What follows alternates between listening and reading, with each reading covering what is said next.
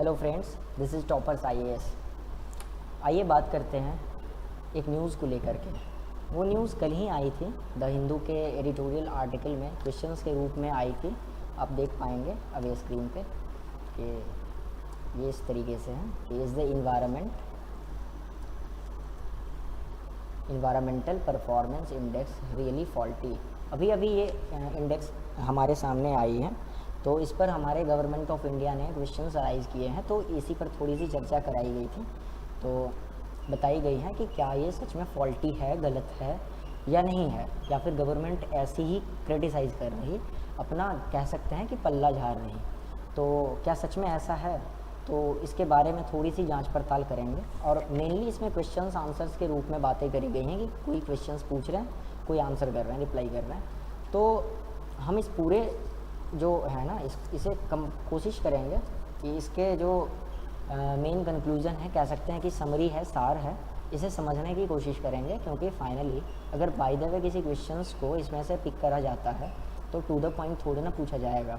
आपको तो बस आपका कॉन्सेप्ट क्लियर है तो आप बहुत आसानी से आंसर कर पाएंगे। तो मैं पूरी कोशिश करूँगा कि इसे मैं कवर कर दूँ और आपको मेनली इसके पॉइंट्स को बता दूँ। इम्पॉर्टेंट पॉइंट्स क्या बताई गई हैं। वैसे तो काफ़ी सारी बातें की गई हैं, लेकिन जो इम्पॉर्टेंट है बस उसे ही लीजिए। अदरवाइज़ फिर क्या ही फ़ायदा हो जाएगा, हम भी ये सारे एक एक पॉइंट को पिक कर लें, तो फिर इससे बढ़िया तो आप खुद ही पढ़ लेते। तो इसमें मैं फिर कैसे हेल्प कर पाऊँगा? तो मेरी हेल्प यही है कि मैं कुछ जो इम्पॉर्टेंट पॉइंट्स हैं मैं उसे आपके सामने बता दूँगा, ताकि आपको आसानी हो जाएगी। तो आइए समझते हैं इसे। सबसे पहले तो क्वेश्चन मार्क लगी है कि क्या ये सच में सही है या गलत है। तो बात कर लेते हैं इन्वायरमेंटल प्रोटेक्शन इंडेक्स को लेकर के। तो ये दो लोगों के कोलैबोरेशन से दी जाती है। देखिए, ये सेंटर फॉर इन्वायरमेंटल लॉ पहली और लॉ एंड पॉलिसी, दूसरी the Columbia University Centre for International Earth Science and Information Network. Mainly Yale Centre याद रखिए, कोलंबिया यूनिवर्सिटी याद रखिए। ये 2002 में जो है ना ये इंडेक्स स्टार्ट करी गई थी देना, और वर्ल्ड इकोनॉमिक फोरम के द्वारा जो है सो ये चलाई जा रही है, कह सकते हैं। ठीक है, ये स्टार्ट करी गई थी उन्हीं के द्वारा, वर्ल्ड इकोनॉमिक फोरम के द्वारा। इसमें हमारे इंडिया की जो स्कोर रही है ना, आप देख सकते हैं कि इंडिया सबसे नीचे आया है 180। अगर 180 टोटल कंट्री है ना, तो उसमें हमारे इंडिया नीचे से टॉप किए हैं। ये काफ़ी चौंका देने वाली बात है कि नीचे से फर्स्ट किया है, रैंक 1 आई है नीचे से। और हमारे इंडिया का स्कोर रहा है उसमें 18.9। जैसा कि आप देख सकते हैं चाइना का यूएस जो है सो 43rd रैंक पे है, और जो कि बिगेस्ट एमिटर है, सबसे ज़्यादा एमिट वहीं कह सकते हैं कि करंट एमिटर जो है सो चाइना में हो रहा है, और वो जो है सो 160th पोजीशन पे है और हम लोग 180th पोजीशन पे हैं।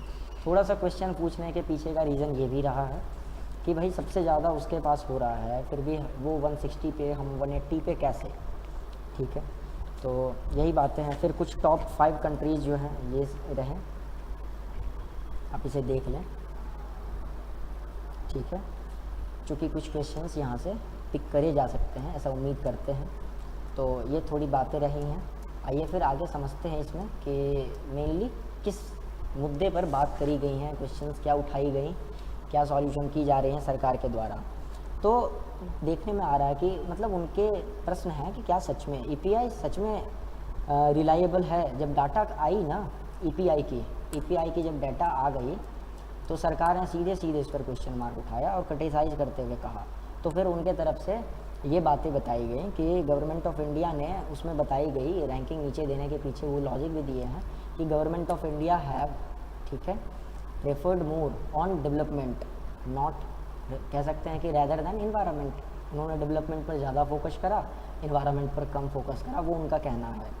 वो कह रहे हैं, फिर कहा कि भाई कैसे? तो उन्होंने कहा कि एयर पॉल्यूशन जो है, एयर क्वालिटी कह सकते हैं, एयर क्वालिटी काफ़ी गंदी है, हमारे यहाँ बहुत पॉल्यूशन बहुत है। इस पर भी बात करेंगे, क्या सच में बहुत है? तो देखते हैं कि क्या है, सच में है या हमारी गवर्नमेंट ऐसे ही क्वेश्चन कर रही हैं। तो बातें करते हैं इस पर। और यही जो पॉल्यूशन वाला जो रीज़न है ना, इंडिया को सबसे नीचे 180 पर पहुंचा दी। ठीक है, तो इस पर हम लोग बातें कर रहे हैं। अभी गवर्नमेंट ऑफ इंडिया ने इसे क्रिटिसाइज़ करा कहा कि देखिए इसमें जो कुछ इम्पोर्टेंट बातें हैं वो तो आपने कंसीडर ही नहीं किया, इम्पोर्टेंट पैरामीटर्स या मीज़र्स को आपने लिया ही नहीं। जैसे कि पर कैपिटा एमिशन हमारे यहाँ की आप पर कैपिटा एमिशन को तो लेकर देख लीजिए, इंडिया काफ़ी अच्छी परफॉर्मेंस दे रही है भाई। इंडिया जो है सो फॉरेस्ट कवर को लेकर के काफ़ी अच्छी परफॉर्मेंस दे रही है, फॉरेस्ट कवर किए जा रही हैं, कह सकते हैं प्लांटिंग किए जा रहे हैं, प्लांटेशन होते जा रहे हैं ट्रीज़ के, फॉरेस्ट कवर बढ़ते जा रहे हैं। तो आपने इन सब चीज़ों को क्यों नहीं कंसीडर किया, उनका ये कहना है। चलिए ठीक है भाई, बात तो सही है, इंडिया जब काम कर रही है तो क्यों कंसीडर नहीं किया गया। आगे देखते हैं तो हमारे पास क्वेश्चन आते हैं कि क्या सच में ये जो EPI हैं गलत हैं या नहीं हैं।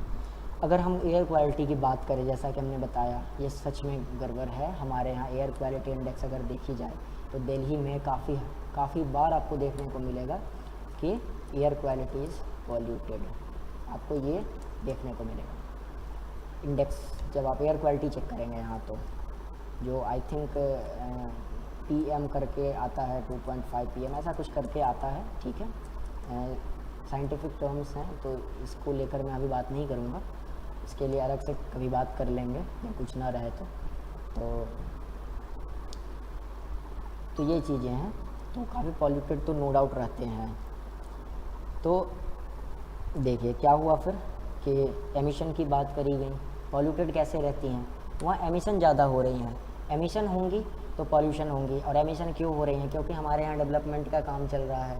इससे पहले भी हमने बात करी थी वो जो फेज आउट फेज डाउन वाली बात को लेकर के। तो फेज आउट फेज डाउन में क्या हुई कि इंडिया ने बोले थे कि हमारे PM सर कि इसे फेज डाउन किया जाए, दैट मीन्स कि धीरे धीरे ग्रेजुअली ये डिक्रीज करी जाएंगे, क्योंकि हमारे यहाँ डेवलपमेंट के काम चल रहे हैं। तो सच में एमिशंस तो हो रही हैं, लेकिन एनालाइजेशन में थोड़ा सा फॉल्ट देखा गया है। जैसे कि क्या, हम आउटराइट तो रिजेक्ट नहीं कर सकते ना उसके डाटा को, लेकिन हमें जो है सो करना क्या चाहिए, एनालाइजेशन में क्या हो रही कि जैसे हमारे यहाँ जो फॉरेस्ट कवर हैं, गवर्नमेंट का कहना है, फिर इलेक्ट्रॉनिक व्हीकल्स को हम लोग सपोर्ट कर रहे हैं, प्लास्टिक वगैरह बैन कर रहे हैं। तो इन सब के वजह से जो है सो कह सकते हैं कि काफ़ी कदम उठाए गए हैं क्लीन करने के लिए हमारे इंडिया में, एमिशंस कम हो उसके लिए। तो काफ़ी सारे इनिशिएटिव्स भी लिए गए हैं, इम्प्लीमेंट भी किए जा रहे हैं। तो इन सब चीज़ों को एनालाइज करने की ज़रूरत है, वो उनका कहना है, लेकिन हम इसे आउटराइट रिजेक्ट नहीं कर सकते हैं। किसे, EPI को। उसने कुछ बातें सही भी बताई हैं। तो गवर्नमेंट ऑफ इंडिया को करना क्या चाहिए, वहाँ से डाटा ले करके उस पर सोच विचार करनी चाहिए, फिर इम्प्लीमेंट करनी चाहिए एंड खुद को इम्प्रूव करनी चाहिए। नो डाउट ये करनी चाहिए। गवर्नमेंट कह रही है कि हमने तो फॉरेस्ट कवर बढ़ाया, ठीक है, जो क्या कर रही है, हमारे यहाँ जो एमिशंस हो रही हैं उनको वो कैप्चर कर रही हैं। जो एमिशन होंगी तो वो तो कैप्चर करेंगी ना, तो कैप्चर वो करती जा रही हैं। लेकिन रिपोर्ट क्या कह रही हैं, देखिए यहाँ बताई गई हैं कि रिपोर्ट्स क्या कह रही हैं। रिपोर्ट कह रही हैं, जैसा कि उन्होंने कहा कि एमिशन तो होगी, कैप्चर करेगी, तो आप कंसीडर नहीं किए। लेकिन रिपोर्ट क्या कह रही है कि एयर क्वालिटी जो है सो वहाँ बुरी है और इलेक्ट्रॉनिक व्हीकल्स को जो है सो यूज़ करा जा रहा है, ठीक है, प्रमोशन को लेकर के उन्होंने कहा है, लेकिन इनकी जो है सो प्लानिंग चल रही है, ऐसा कुछ भी कहा गया है। फॉसिल फ्यूल्स को लेकर के जो है सो वो काम कर भी रहे हैं कि धीरे धीरे उसको घटाया जाए। तो ये हमारे इंडिया में ये चीज़ें करी जा रही हैं, नो डाउट, ठीक है।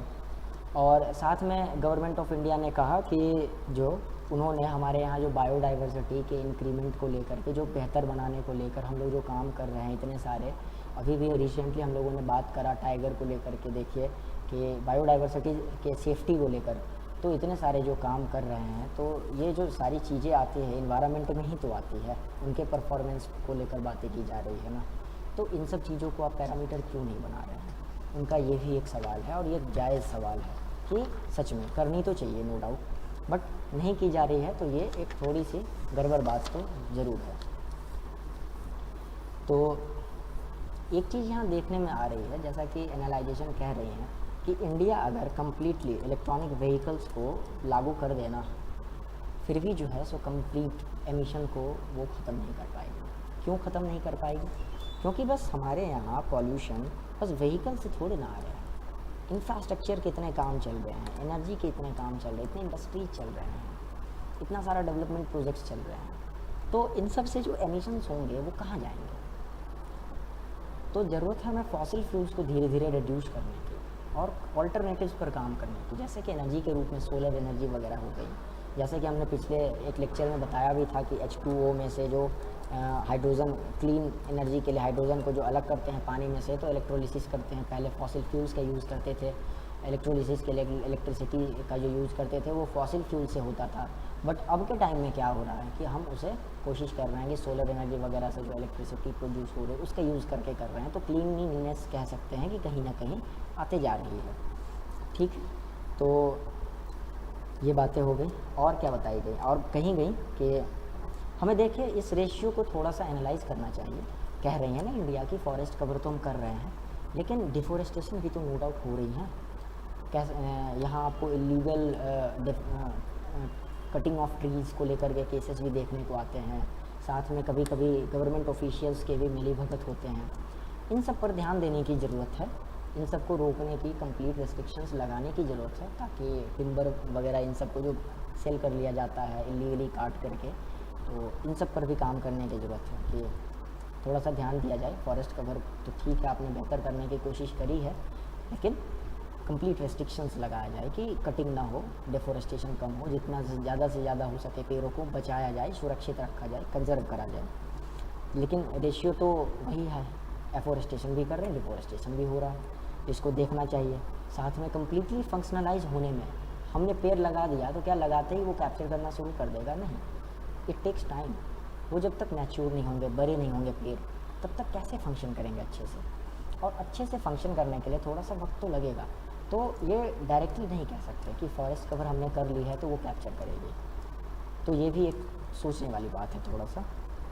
नो डाउट क्वेश्चन जो रिपोर्ट के तहत अराइज करे गए हैं वो सही तो है कि एयर क्वालिटी इंडेक्स जो है सो एक इम्पॉर्टेंट कंसर्न है, नो डाउट। लेकिन गवर्नमेंट जो है सो उस पर काम कर रही है, जैसे कि फॉसिल फ्यूल्स। लेकिन क्या हो रहा है ना कि देखना है कि इतना जल्दी से जल्दी हो सके हम क्लीन एनर्जी की तरफ शिफ्ट कर सकें।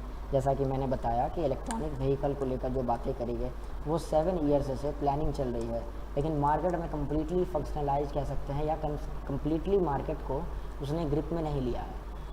अभी भी जो है सो आपको कह सकते हैं डिफरेंट फ्यूल्स पर व्हीकल्स रन कर रहे हैं। तो ये सब कुछ चीज़ें हैं जो देखनी चाहिए, ध्यान देनी चाहिए।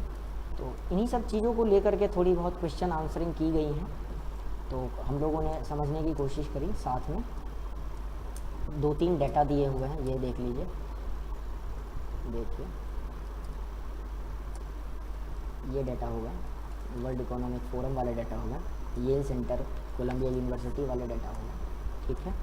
इसे आप ध्यान से देख लीजिए। हमारे इंडिया के ये रहे, म्यांमार, आसपास के कुछ कंट्रीज़ हैं हमारे तो ये रहे, वियतनाम के 20.1 उसके स्कोर हैं, बांग्लादेश के ये, पाकिस्तान के ये, वो सब हमसे आगे हैं कह सकते हैं। सबसे लोवेस्ट हमारा है।